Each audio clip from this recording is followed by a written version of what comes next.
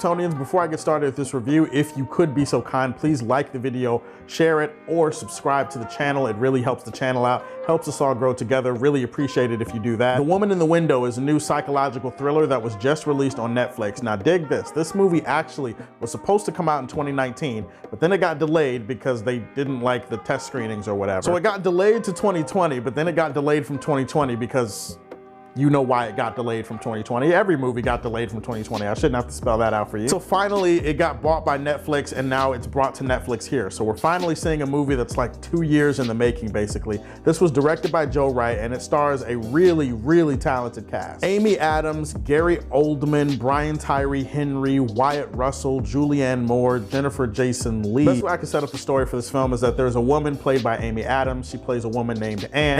Anne is recovering from a very traumatic event in her past that has caused her to become agoraphobic. I think that's the word for it. Agoraphobic basically means she has a very intense fear of the outside. She can't go outdoors even for a second or she'll have a panic attack. So mostly she stays inside and she's recovering from whatever this traumatic event is. There's a new family that moves across the street from her and she starts watching them, and then she starts becoming suspicious of certain actions that this family is taking, to the point that she becomes obsessed with this family and tries to get to the bottom of some of the things that she thinks she sees this family doing. This is where her sanity is kind of called into question, because this family and the police are trying to convince Amy Adams' character that everything is fine and things are not the way that she thinks they are. I can't even remember when I saw a trailer to this. I saw a poster for it and I was just like, okay, you know what? This looks pretty interesting. Amy Adams, a good cast, and it feels like one of those psychological thrillers that'll keep you guessing. I'm in. Those type of psychological movies where they play with your head a little bit and they make you think that you're seeing things that are real when it's actually not real, and vice versa. It becomes like a mental guessing game, and it really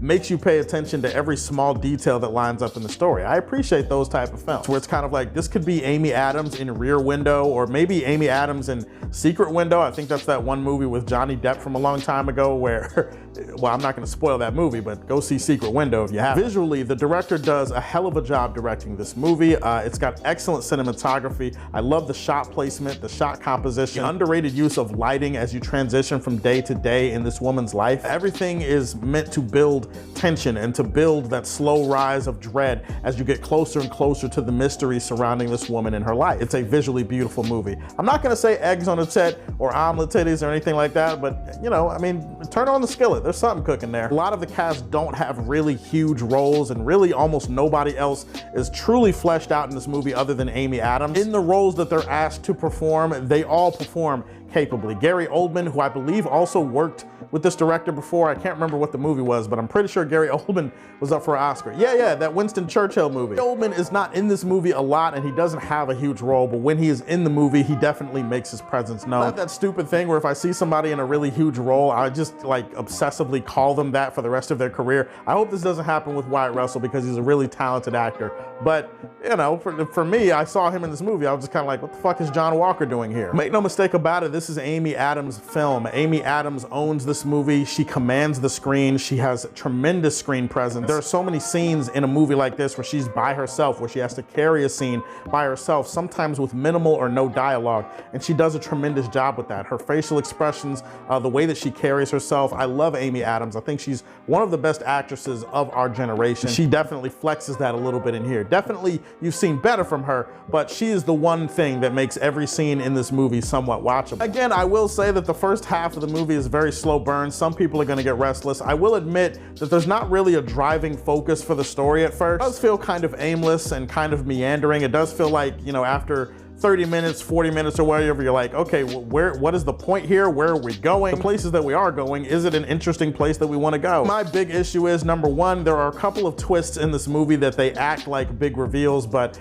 a lot of it is laid out right in front of you as the movie goes on. So maybe it's just because I've seen too many movies, but part of it is it's just so obvious to see where some of these twists and turns are going, and there's no impact when they finally land. Then putting that aside, I think my bigger issue with this movie is the way that it all wraps up, the way that it ends. This is one of the most muddied, messy, thrown together finales and third acts that I've seen in a really long time. It pretty much craters the entire movie, if I'm being honest. I mean, everything was kind of okay at a certain point until it wasn't okay. In this third act, everything feels so crammed, so rushed, so convoluted. There's so many things going on, so much information that is just vomited at you off the screen that you can't even process or really let marinate and let sit with you. Like, there's not even enough time to really be like, oh shit, the gravity of the situation is sinking in. There's none of that for the characters. Everything is just kind of quickly wrapped up in like 10 to 15 minutes. You'll even start questioning if some things even make sense anymore. The mystery is supposed to be the thing that hooks you, and unfortunately, I think they